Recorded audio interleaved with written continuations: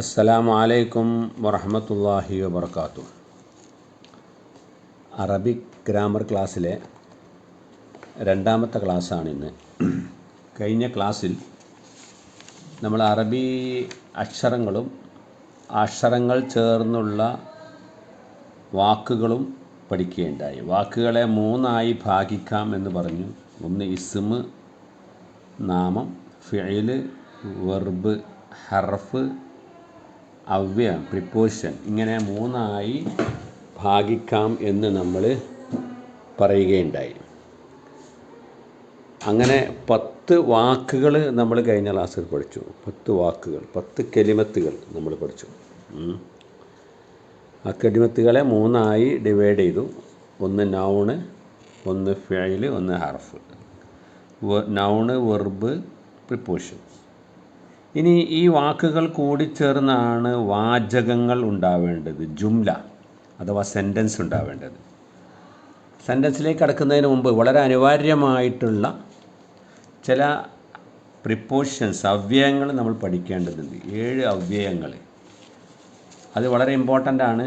കാരണം ഈ വാക്കുകളെ കൂട്ടി യോജിപ്പിക്കാൻ ഈ അവ്യയങ്ങളില്ലാതെ ഒരു സ്റ്റെപ്പ് നമുക്ക് മുന്നോട്ട് പോകാൻ സാധ്യമല്ല. അതുകൊണ്ട് ഇന്നത്തെ ക്ലാസ്സിൽ പരിചയപ്പെടുത്തുന്നത് ഈ 7 അവ്യയങ്ങളാണ്. 7 അവ്യയങ്ങളെക്കുറിച്ചാണ്. 7 ഹർഫുകൾ, അൽ ഹുറൂഫ് എന്നാണ് അറബിയിൽ അതിന് പറയാം. അൽ ഹുറൂഫ്, അവ്യയങ്ങൾ. അപ്പോൾ അതാണ് ഇന്ന് നമ്മൾ പരിചയപ്പെടുത്തുന്നത്. പ്രിപ്പോസിഷൻ എന്ന് ഇംഗ്ലീഷിൽ പറയും, അൽ ഹുറൂഫ് എന്ന് അറബിയിൽ, അവ്യയങ്ങൾ എന്ന് മലയാളത്തിലും പറയും. ഒന്ന് മിൻ, അത് നമ്മൾ കഴിഞ്ഞ ക്ലാസ്സിൽ പഠിച്ചതാണ്. ഫ്രം, ഇൽ നിന്ന്, ഒരു സ്ഥലത്തിൽ നിന്ന് എന്ന അർത്ഥത്തിന് ഉപയോഗിക്കുന്നത്. ഇലാ ടു, ഒരു സ്ഥലത്തിലേക്ക് എന്ന അർത്ഥത്തിൽ ഉപയോഗിക്കുന്നത്. ഫി, ഇന്ന്, ഇൽ എന്നുള്ള അർത്ഥം. അല, ഓൺ, മേൽ. അഞ്ചാമത്തത് ആൻ, അബൌട്ട്, ഒരു കാര്യത്തെ സംബന്ധിച്ച്, അതിനെക്കുറിച്ച്, അതിനെപ്പറ്റി എന്നൊക്കെ പറയുന്നതാണ് ആൻ. ആറാമത്തത് ലി എന്നാണ്. ലി എന്നുള്ളതിന് ക്യാപിറ്റൽ ഫോമും കൂടിച്ചേരുമ്പോഴുള്ള സ്മോൾ ഫോമും, സ്മോൾ ലെറ്ററിൻ്റെ ഫോമും കൊടുത്തിട്ടുണ്ട്, ലി. അപ്പോൾ അതിൻ്റെ അർത്ഥം വേണ്ടി, ക്ക്, ന് എന്നൊക്കെയാണ്. ഫോർ ഉപയോഗിക്കും, ഹാസ് ഉപയോഗിക്കും, ഹാവ് ഉപയോഗിക്കും. ബി എന്ന് പറഞ്ഞാൽ ബൈ, കൊണ്ട് എന്നാണ്. ഒരു വസ്തുവിനെ കൊണ്ട് എന്നുള്ള അർത്ഥം. അപ്പോൾ ഈ 7 വളരെ ഇമ്പോർട്ടൻ്റ് ആണ്. ഇത് കൃത്യമായി പഠിക്കുക തന്നെ ചെയ്യണം. വളരെ സിമ്പിളാണ്, ചെറിയ ചെറിയ വാക്കുകളാണ്. മിൻ, ഇല, ഫി, അല, എൻ, ലി, ബി, ഇങ്ങനെ 7 ഇനി അത് വെച്ചുകൊണ്ട് ഖുർആനിൽ ഉപയോഗിച്ചിട്ടുള്ള ചില ഒരുപാട് ഉദാഹരണങ്ങളുണ്ട്. നൂറുകണക്കിന് ഉദാഹരണമുണ്ട്. അതിൽ ഓരോ ഉദാഹരണങ്ങൾ ഇവിടെ എടുത്ത് കാണിക്കുകയാണ്. ഒന്ന്, പരിശുദ്ധ ഖുർആനിലെ 13-ാം അധ്യായം സൂറത്ത് റാഇദിലെ 17-ാമത്തെ വചനത്തിൽ ഉപയോഗിച്ചിട്ടുള്ള മിൻ, ഫ്രം എന്നുള്ള ആശയത്തിൽ വരുന്ന ഒരു അവ്യയം ഉപയോഗിച്ചത് കാണാം. അൻസല മിനസ്സമായി മാഅ, അൻസല അള്ളാഹു ഇറക്കി, മിനസ്സമായി ആകാശത്തിൽ നിന്നും, മിനസ്സമായി ആകാശത്തിൽ നിന്നും, മാഅൻ വെള്ളം ഇറക്കി. അവിടെ മിന എന്നാണ്. മിൻ എന്നുള്ളത് ചേർത്ത് പറയുമ്പോൾ ആ 0 ഉള്ളത് നൂന് ഫത്ഹായി മാറും. കാരണം ചേർത്ത് പറയുമ്പോൾ അത് മിൻ എന്ന് കൂട്ടി ഓതുമ്പോൾ അത് കൂട്ടി ഓതാൻ പറ്റില്ല, അവിടെ കട്ടായി പോകുമല്ലോ. അതുകൊണ്ട് മിൻ എന്നുള്ളത് ചേർത്ത് പറയും മിന എന്നായി മാറും. അപ്പോൾ അള്ളാഹു ഇറക്കി, മിനസ്സമായി ആകാശത്തിൽ നിന്നും, മാ അൻ വെള്ളം ഇറക്കി. രണ്ടാമത്തത് ഇല, ലേക്ക് ആണ്. വല്ലാഹു യദുഉ ഇലാ ദാരിസ്സലാം, 10-ാം അധ്യായം സൂറത്ത് യൂനുസിലെ 25-ാം വചനത്തിൽ ഈ ആയത്ത് വരുന്നുണ്ട്. വല്ലാഹു, അള്ളാഹു യദുഉ വിളിക്കുന്നുണ്ട്, ഇലാ ദാരിസ്സലാം, രക്ഷയുടെ, സമാധാനത്തിൻ്റെ ഭവനത്തിലേക്ക് അള്ളാഹു ഞങ്ങളെ ക്ഷണിക്കുകയാണ്. ഉദ്ദേശിക്കുന്നത് സ്വർഗത്തിലേക്ക് ക്ഷണിക്കുകയാണ്. അപ്പോൾ ഇലാ ദാർ, ദാർ എന്ന് പറഞ്ഞാൽ ഭവനം, വീട് എന്നൊക്കെയാണ്. അതിലേക്ക് ക്ഷണിക്കുകയാണ്. മൂന്നാമത്തത് ഫി എന്നാണ്. ഇൽ, ഫി ഖുലൂബിഹിം മറളുൻ, 2-ാം അധ്യായം സൂറത്ത് ബഖറയിലെ 10-ാമത്തെ വചനം മുനാഫിക്കുകളെ കുറിച്ച് പറഞ്ഞപ്പോൾ അവരുടെ ഹൃദയത്തിൽ സംശയമാകുന്ന രോഗമാകുന്നു, സംശയരോഗമാണ്. ഫി ഖുലൂബിഹിം, ഖൽബിൻ്റെ ജമ്മാണ് ഖുലൂബ്, ഹൃദയങ്ങൾ എന്നാണ്. അപ്പോൾ അവിടെ ഫീ ഖുലൂബിഹിം ഉപയോഗിച്ച്, ഹൃദയങ്ങളിൽ. നാലാമത്തത് അല ഓൺ മേൽ എന്നാണ്. ഖതമല്ലാഹു അലാ ഖുലൂബിഹിം, അള്ളാഹു അവരുടെ ഹൃദയങ്ങളുടെ മേൽ സീല് വച്ചിരിക്കുന്നു. അവിശ്വാസികളായ ആളുകളെക്കുറിച്ച് 2-ാം അധ്യായം ബക്കറയിലെ 7-ാമത്തെ വചനത്തിൽ പറയുന്നതാണ്. അള്ളാഹു അവരുടെ ഹൃദയങ്ങളുടെ മേൽ സീല് വച്ചിരിക്കുന്നു. അലാ ഖുലൂബിഹിം, അവരുടെ ഹൃദയങ്ങളുടെ മേൽ. 5-ാമത്തത് അൻ അബൌട്ട്, കുറിച്ച്, സംബന്ധിച്ച്, പറ്റി എന്നൊക്കെയാണ്.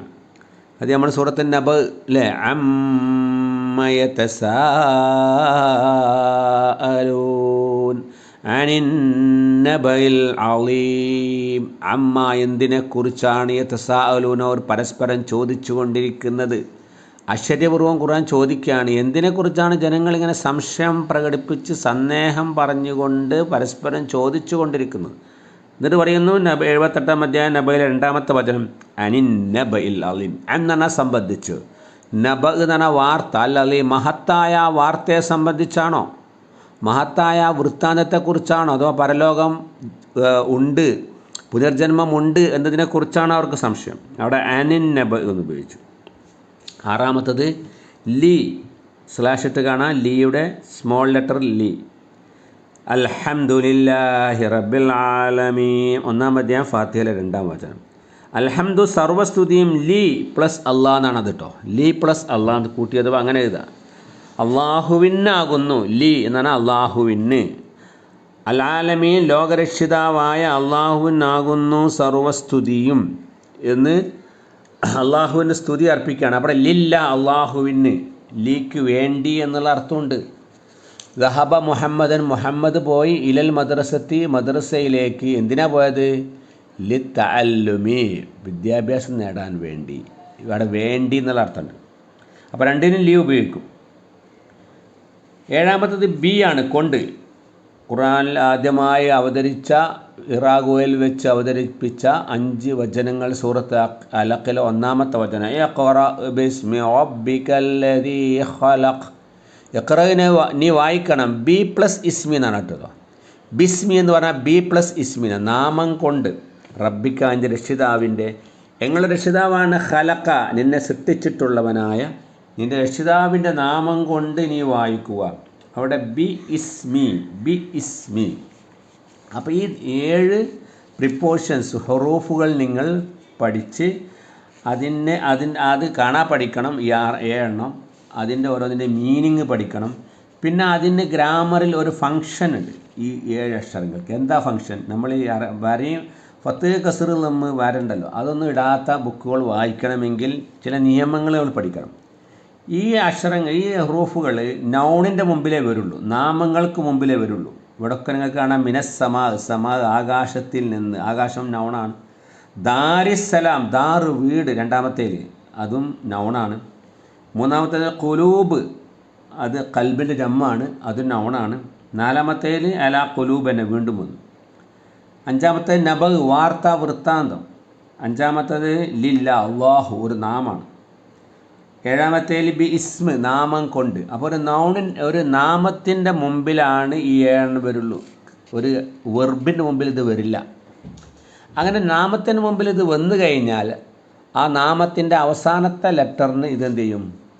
കെസർ ചെയ്യും. കെസർ എന്നല്ല പറയല്, ജെറ് എന്നാണ്, അഥവാ താഴെ വര.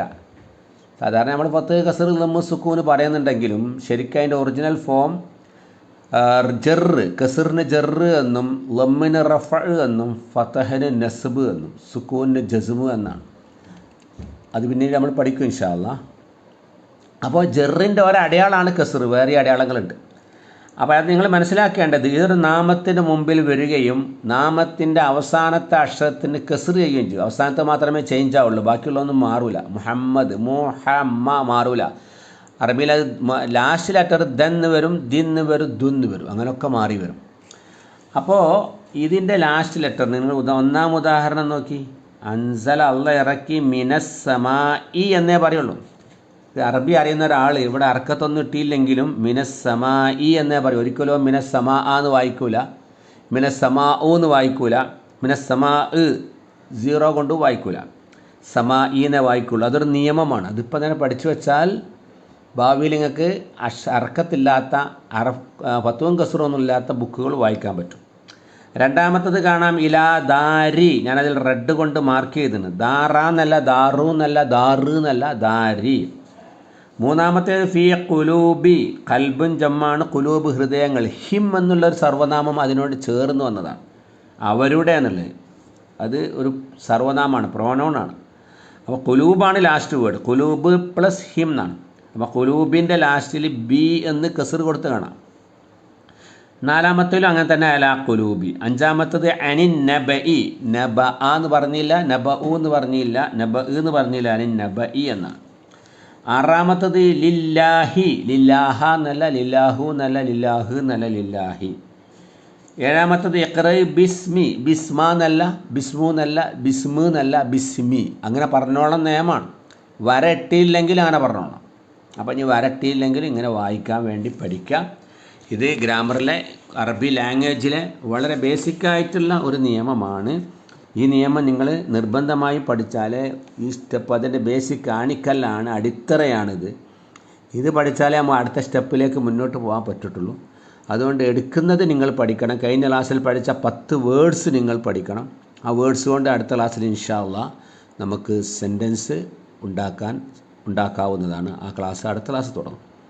അതുകൊണ്ട് അതിൻ്റെ ബേസിക്കായിട്ട് നിങ്ങൾ പഠിച്ച ആ 10 വേർഡും അതിൻ്റെ അർത്ഥവും ഇതിൽ 7 പ്രിപ്പോഷൻസും അതിൻ്റെ മീനിങ്ങും അതിൻ്റെ യൂസേജും പഠിക്കുക. ഇൻഷാ അല്ലാഹ് ബാക്കി നമുക്ക് അടുത്ത ക്ലാസ്സിൽ പറയാവുന്നതാണ്. വാഖിറു ദഅവാന അനിൽ ഹംദുലില്ലാഹി റബ്ബിൽ ആലമീൻ. അസ്സലാമു അലൈക്കും വറഹ്മത്തുള്ളാഹി വബറകാതുഹു.